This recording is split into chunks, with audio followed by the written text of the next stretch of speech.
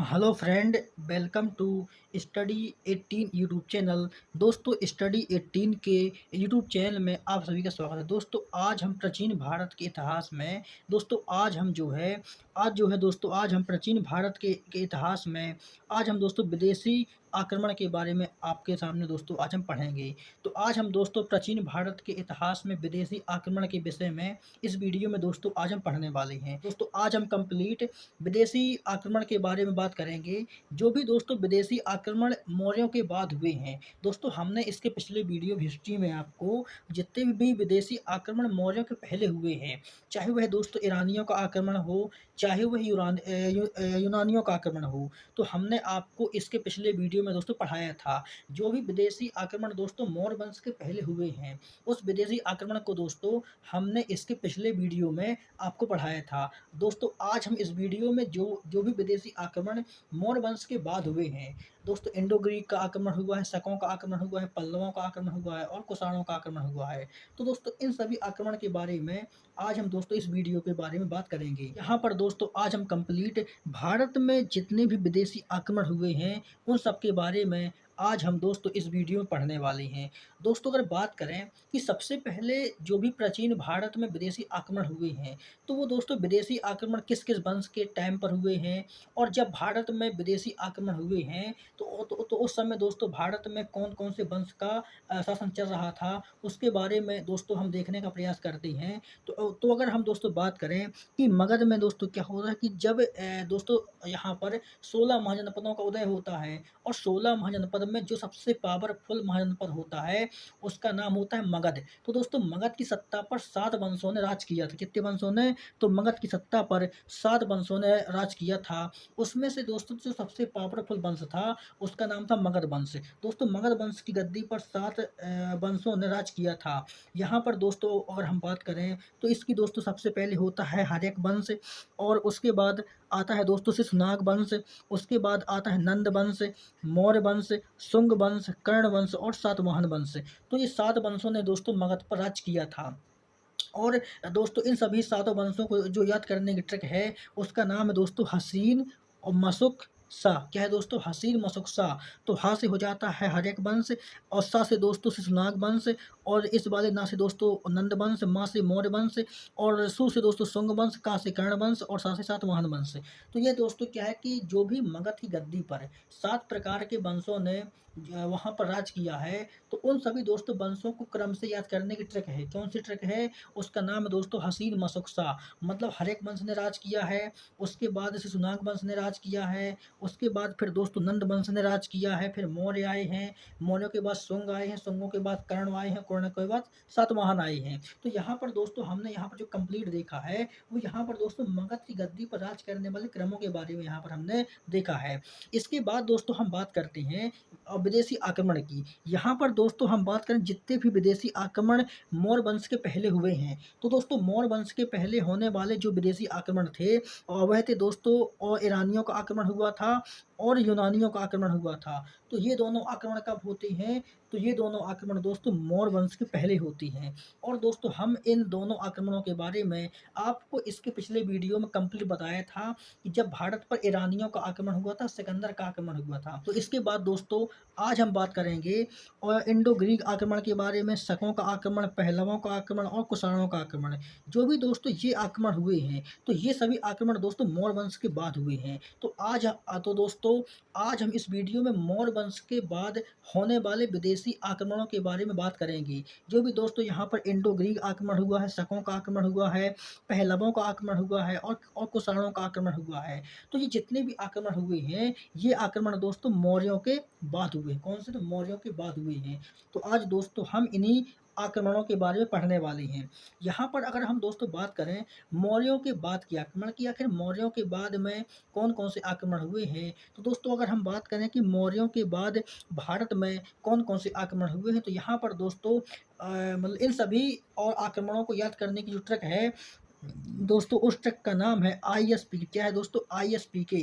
दोस्तों आई का मतलब होता है इंडो ग्रीक आक्रमण, एस का मतलब होता है दोस्तों शकों का आक्रमण, और पी का मतलब होता है पहलवों का आक्रमण, और के का मतलब होता है कुषाणों का आक्रमण। तो दोस्तों प्राचीन भारत में जो भी आक्रमण मौर्य वंश के बाद हुए हैं, तो उन आक्रमणों को दोस्तों याद करने की ट्रक है, उसका नाम क्या है? आईएसपीके। दोस्तों यहाँ पर आप आईएसपीके के माध्यम से उन सभी दोस्तों प्राचीन भारत के इतिहास में जो भी आक्रमण हुए हैं, तो उन सभी आक्रमणों को दोस्तों आप क्रम से याद कर सकते हैं। मतलब आई का मतलब क्या है? तो आई का मतलब इंडो ग्रीक आक्रमण। इसके बाद दोस्तों एस का मतलब क्या है? शकों का आक्रमण। उसके बाद दोस्तों पी का मतलब क्या है? पहलवों का आक्रमण। और के का मतलब क्या है दोस्तों? कुषाणों का आक्रमण। तो दोस्तों यहाँ पर हमने देखा कि जो भी आक्रमण मौर्य वंश के बाद हुए हैं, इसके बाद हम दोस्तों कंप्लीट इन सभी आक्रमणों के बारे में विस्तार से पढ़ते हैं कि मतलब इंडो ग्रीक का आक्रमण कैसे हुआ था, शकों का आक्रमण कहाँ से हुआ था, पहलव कौन थे, और कुषाणों का आक्रमण कैसे हुआ था, इसके बारे में हम दोस्तों अब इसके बारे में कंप्लीट पढ़ते हैं। तो दोस्तों बात करते हैं हम इंडो ग्रीक आक्रमण के बारे में। यहाँ पर अगर हम दोस्तों बात करें कि इंडो ग्रीक का जो आक्रमण भारत पे हुआ था, वह किस प्रकार से हुआ था, इसके बारे में हम दोस्तों देखते हैं। तो इंडो ग्रीक को हिंद यूनानी भी कहा जाता है। दोस्तों इंडो ग्रीक और हिंद यूनानी जो भी वो बिल्कुल सेम नाम है, दोनों का एक ही नाम है, चाहे आप कहें इंडो ग्रीक चाहे कहें हिंद यूनानी। इसके बाद दोस्तों जब यहाँ पर इंडो ग्रीक शासकों का भारत पर आक्रमण होता है, तो यहाँ पर हम दोस्तों बात करते हैं कि मौर्यों के बाद भारत में हिंद यूनानी या हिंद यमन शासकों का भारत में आगमन होता है। और दोस्तों जो इंडो ग्रीक थे ये बैक्ट्रिया से आते हैं, और ये दोस्तों भारत में हिंद कोश पर्वत को पार करके आती हैं। जो दोस्तों इंडो ग्रीक थी वास्तव में बैक्ट्रिया की थी। बैक्ट्रिया दोस्तों अफगानिस्तान के पास पड़ता था। वहाँ पर जो बैक्ट्रिया था, वहाँ से दोस्तों भारत में हिंद कोश पर्वत को पार करके ये दोस्तों क्या आते? मतलब इंडो ग्रीक भारत में आते हैं। इसके बाद हम दोस्तों बात करते हैं कि भारत में आक्रमण करने वाला पहला जो दोस्तों शासक था, उसका नाम था दोस्तों डेमेट्रियस प्रथम। जो भी दोस्तों इंडो ग्रीक शासक था जिसने भी भारत पर सबसे पहली बार आक्रमण किया था, उसका नाम था दोस्तों डेमेट्रियस प्रथम। तो डेमेट्रियस प्रथम ने पहली बार और इंडो ग्रीक शासक के रूप में भारत पर आक्रमण किया था, और उसके बाद दोस्तों यूकेटाइट्स ने भी भारत पर आक्रमण किया। तो दोस्तों यहाँ पर डेमेट्रियस प्रथम ने भी भारत पर आक्रमण किया, और उसके बाद जो भी इंडो ग्रीक शासक था, उसका नाम था दोस्तों यूकेटाइट्स, तो इसने भी भारत पर आक्रमण किया। इसके बाद दोस्तों हम बात करते हैं कि दोस्तों भारत पर जब भी बैक्ट्रिया शासकों ने आक्रमण किया है, तो वह किस प्रकार से आक्रमण किया है, इसके बारे में दोस्तों बात करते हैं। तो जब भी दोस्तों बैक्टीरिया का आक्रमण भारत पर होता है, तो यहाँ पर दोस्तों एक स्थापना होती है डेमेट्रियस वंश की, और दूसरी दोस्तों स्थापना होती है यूकेटाइट्स वंश की। और इसका जो दोस्तों संस्थापक होता है वो होता है डेमेट्रियस और प्रथम, और इसका जो संस्थापक होता है उसका नाम होता है दोस्तों यूकेटाइट्स। तो यहाँ पर दोस्तों क्या है कि बैक्टीरिया ने एक प्रकार से दोस्तों दो वंशों की स्थापना करता है। जो भी इंडो ग्रीक शासक थे वो भारत में दो वंश की यहाँ पर स्थापना करते हैं। एक करते हैं दोस्तों डेमेट्रियस वंश की, और दूसरे करते हैं यूकेटाइट्स वंश की। इसके बाद दोस्तों हम बात करते हैं इनकी जो राजधानी थी वो थी दोस्तों साकल या सियालकोट, और जो यूकेटाइट्स वंश था इसकी जो कैपिटल थी उसका नाम था दोस्तों तक्षशिला। और इसके बाद दोस्तों बात करते हैं कि जो जो डेमेट्रियस वंश था, यह जो डेमेट्रियस वंश था, तो डेमेट्रियस वंश का सबसे प्रतापी जो शासक था उसका नाम था दोस्तों क्या? मिनांडर। क्या था उसका नाम? मिनांडर था। जो भी डेमेट्रियस वंश का प्रतापी शासक था उसका नाम क्या था? उसका नाम दोस्तों मिनांडर था। और यहाँ पर अगर हम दोस्तों मिनांडर के बारे में बात करें कि मिनांडर सबसे प्रमुख शासक था और डेमेट्रियस वंश का, और दोस्तों मिनांडर के तथ्य भारत के साथ बहुत अधिक मात्रा में जुड़े हुए हैं। यहाँ पर अगर हम दोस्तों बात करें मिनांडर की, तो इसने दोस्तों पुष्यमित्र शुंग पर आक्रमण किया था, किंतु ये बाद में हार गया था। जो भी दोस्तों शुंग वंश के राजा थे पुष्यमित्र शुंग, तो पुष्यमित्र शुंग दोस्तों एक ब्राह्मण थे। और जब मिनांडर का भारत में आक्रमण होता है तो मिनांडर दोस्तों पुष्यमित्र शुंग पर आक्रमण कर देता है। लेकिन पुष्यमित्र शुंग इतने बहादुर और शक्तिशाली थे, वो दोस्तों मिनांडर को हरा देते हैं, और ये एक प्रकार से युद्ध को हार जाता है। और दोस्तों इसी समय क्या होता है कि जो मिनांडर की मुलाकात होती है वो नाग दशक से होती है। किससे होती है? तो मिनांडर की मुलाकात नाग दशक से होती है। और नाग दशक दोस्तों एक बहुत बिच्छू था और इन दोनों के बीच में दोस्तों काफ़ी वाद विवाद होता है। दोस्तों मेनांडर ही पढ़ा लिखा था, तो मेनांडर एक इंडो ग्रीक शासक था, उसके होने के बावजूद ही मेनांडर पढ़ा लिखा था। तो दोस्तों तो मेनांडर का जो वाद विवाद होता है वो नंग के साथ होता है। एक प्रकार से दोस्तों कहा जाए डिबेट होती है और मेनांडर और नंग के बीच में एक प्रकार से दोनों के बीच में डिबेट होती है। जब मेनांडर और नंग के बीच में डिबेट होती है तो दोस्तों उसी डिबेट के बीच में एक यहाँ पर किताब का निर्माण होता है। उस किताब का नाम दोस्तों मिलिंद पन्नों। तो मिलिंद पन्नों में दोस्तों क्या है दोस्तों, मिलिंद पन्नों में मेनांडर के बारे में बताया गया है कि मेनांडर और नंग के बीच में और किन किन बातों को लेकर के डिबेट होती है, वाद विवाद होता है, उसके बारे में पूरी दोस्तों जो जानकारी है वो इसकी किताब मिलिंद पन्नों में दी गई है। और बाद में जो मेनांडर होता है बाद में ये बौद्ध धर्म को अपना लेता है। तो यहाँ पर जब दोस्तों 9 दशक से इसका वाद विवाद होता है तो मेनांडर 9 दशक से काफ़ी प्रभावित हो जाता है और यह दोस्तों बाद में भारत में बौद्ध धर्म को अपना लेता है। इसके बाद दोस्तों बात करते हैं हम यूकेटाइड्स वंश की। दोस्तों यूकेटाइड्स वंश का जो सबसे प्रतापी शासक था तो दोस्तों यूकेटाइड्स वंश का जो प्रतापी शासक था उसका नाम था एंटियालकिड्स। और जब भारत में दोस्तों शुंग वंश कौन सा था, तो जब भारत में शुंग वंश चल रहा था इसने दोस्तों भारत में मतलब भागभद्र जो था, तो दोस्तों भागभद्र का शासन चल रहा था। शुंग शासक कौन था, तो उस समय दोस्तों जो शुंग शासक था उसका नाम था भागभद्र। और भागभद्र के दरबार में हेलियोडोरस भागभद्र के दरबार में हेलियोडोरस का आगमन होता है। अब ये दोस्तों हेलियोडोरस कौन था, तो यह दोस्तों जो एंटियालकिड्स है, तो एंटियालकिड्स का दोस्तों राजदूत था कौन, हेलियोडोरस। तो एंटियालकिड्स ने अपने राजदूत हेलियोडोरस को भारत में दोस्तों शुंग वंश के भागभद्र के राजा के यहाँ भेजता है। और उस समय दोस्तों क्या होता है कि उस समय इसने बित्सा में गरुड़ स्तंभ को स्थापित करता है। जब दोस्तों हेलियोडोरस भारत में आता है, जब मतलब हेलियोडोरस जब भारत में आता है तो उस समय दोस्तों भारत में शुंग वंश के शासक भागभद्र का यहाँ पर शासन चल रहा होता है।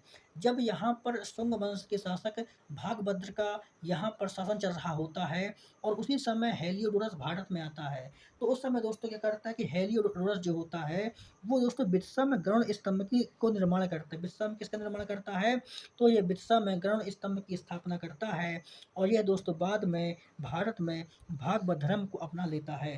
तो दोस्तों भारत वालों ने मेनांडर को भी यहाँ पर बौद्ध धर्म को अपना लिया और एक प्रकार से यहाँ पर दोस्तों हेलियोडोरस ने भी भागवत धर्म को अपना लिया।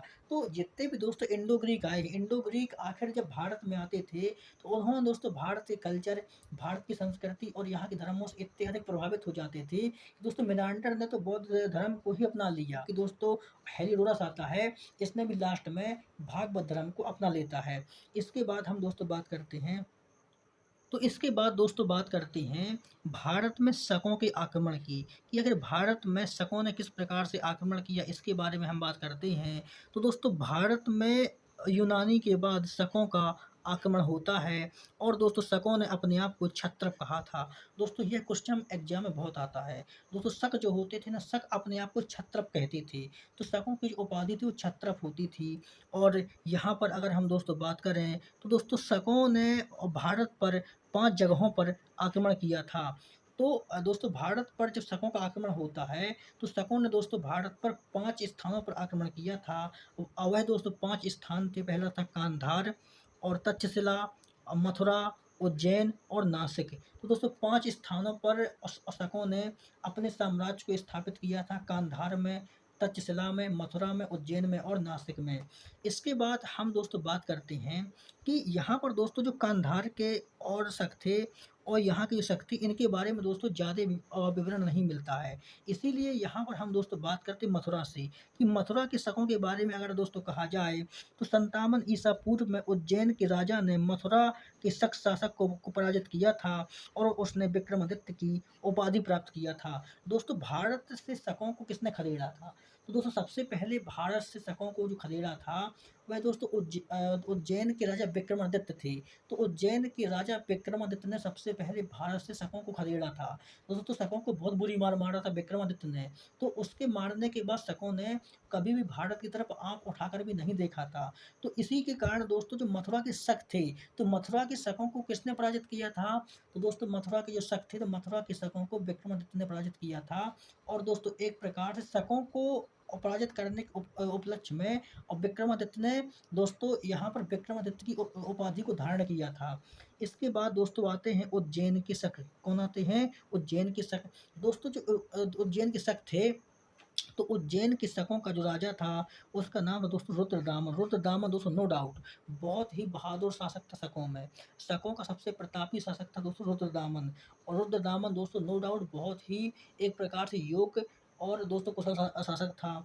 इसके बारे में दोस्तों बात करें तो जो रुद्रदामन होता है, इसकी जानकारी दोस्तों गुजरात के जूनागढ़ अभिलेख से प्राप्त होती है, जो कि दोस्तों भारत का पहला संस्कृत भाषा में लिखा हुआ अभिलेख है। दोस्तों भारत का पहला संस्कृत भाषा में लिखा हुआ अभिलेख कौन सा है? तो भारत का पहला संस्कृत भाषा में लिखा हुआ अभिलेख गुजरात का जूनागढ़ अभिलेख है। और इसमें दोस्तों जो गुजरात में एक सुदर्शन झील होती है, उसका जो निर्माण करवाया था वो चंद्रगुप्त मौर्य ने करवाया था। और उस झील का पुनर्निर्माण करवाया था वो रुद्रदामन ने करवाया था। और यह दोस्तों पूरी जानकारी गुजरात के जूनागढ़ अभिलेख से मिलती है। दोस्तों जो रुद्रदामन का जूनागढ़ अभिलेख होता है, मतलब कि रुद्रदामन ने उस जूनागढ़ अभिलेख को बनवाया था और उसमें साफ-साफ लिखा हुआ है कि जो यहाँ पर सुदर्शन झील है, इसका जो निर्माण करवाया था वो चंद्रगुप्त मौर्य ने करवाया था। लेकिन मैं रुद्रदामन इसका दोबारा से पुनर्निर्माण करवा रहा हूँ। यह दोस्तों रुद्रदामन के जूनागढ़ अभिलेख में साफ-साफ लिखा हुआ है। और उसके बाद दोस्तों हम बात करते हैं नासिक। नासिक के शक। दोस्तों नासिक के शकों के बारे में अगर हम बात करें तो इस यहाँ का जो दोस्तों राजा था, उसका नाम नहपान था। और दोस्तों इस नहपान को गौतमीपुत्र सातकर्णी ने पराजित किया था। दोस्तों सातवाहन वंश के बहुत ही पावरफुल, बहुत ही योग्य और कुशल शासक थे गौतमीपुत्र सातकर्णी। तो दोस्तों गौतमीपुत्र सातकर्णी ने और शक शासक नहपान को पराजित किया था। इसके बाद दोस्तों बात करते हैं पहलव वंश की। इसके बाद दोस्तों बात करते हैं पहलव वंश की, कि जो पहलव वंश होता है इसके बारे में दोस्तों बात करते हैं। तो दोस्तों पहलव मध्य एशिया में दोस्तों पहलव मध्य एशिया में ईरान से आए थे। भारत में प्रथम शासक और दोस्तों मिथिलेश था। और जबकि प्रमुख शासक गोंडोफर्नीच था। दोस्तों पहलवों का जो प्रमुख शासक था उसका नाम था गोंडोफर्नीच। और इसकी जो राजधानी थी वो तक्षशिला थी। और दोस्तों इसी के शासनकाल में सेंट थॉमस भारत आया था, जो कि भारत आने वाला पहला ईसाई था। तो यहाँ पर दोस्तों अगर हम पहलवों की बात करें तो पहलवों का जो दोस्तों बहुत ही मोस्ट एक प्रकार से बहुत ही योग्य शासक था, उसका नाम था दोस्तों गोंडोफर्नीच। और गोंडोफर्नीच की जो कैपिटल थी वो तक्षशिला थी। और इसी के काल में सेंट थॉमस भारत आया था, जो कि पहला भारत आने वाला पहला ईसाई था। इसके बाद दोस्तों हम आगे बात करते हैं। तो इसके बाद दोस्तों हम बात करते हैं भारत में कुषाण आक्रमणों की, कि कुषाणों ने दोस्तों भारत पर किस प्रकार से आक्रमण किया, इसके बारे में दोस्तों हम बात करते हैं। तो जो भी दोस्तों कुषाण थे, तो जो कुषाण थे वो मध्य एशिया के पश्चिमी चीन के यूची जाति की थी। दोस्तों जो पश्चिमी चीन का हिस्सा है वहाँ पर एक यूची जाति थी, तो उसी दोस्तों यूची जाति से कुषाण आते थे। और इन दोस्तों कुषाणों का जो मूल स्थान था मध्य एशिया का पश्चिमी चीन था।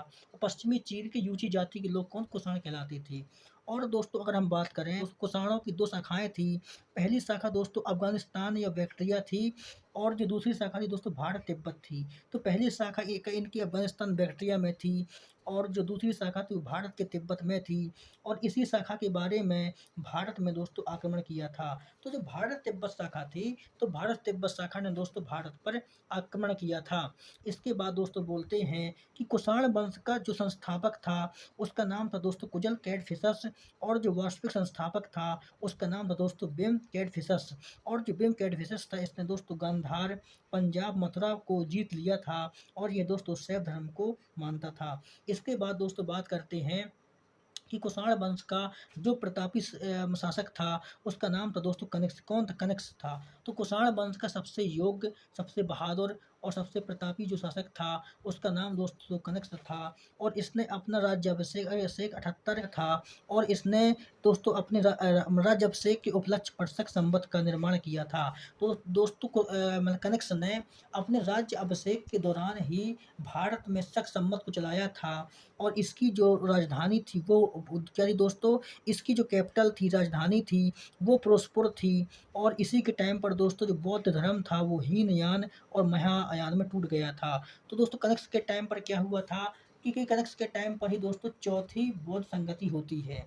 और और इसी के टाइम पर दोस्तों जो बौद्ध धर्म होता है वो 2 भागों में टूट जाता है। एक भाग दोस्तों हीनयान कहलाता है और दूसरा भाग महायान कहलाता है। तो यह दोस्तों एग्ज़ाम में पूछता है कि बौद्ध धर्म किसके टाइम पर टूटा था? तो दोस्तों जब कनिष्क के टाइम पर बौद्ध धर्म की संगति होती है तो दोस्तों उसी टाइम पर जो बौद्ध धर्म होता है वो 2 भागों में टूट जाता है। पहला भाग हीनयान कहलाता है और दूसरा भाग महायान कहलाता है।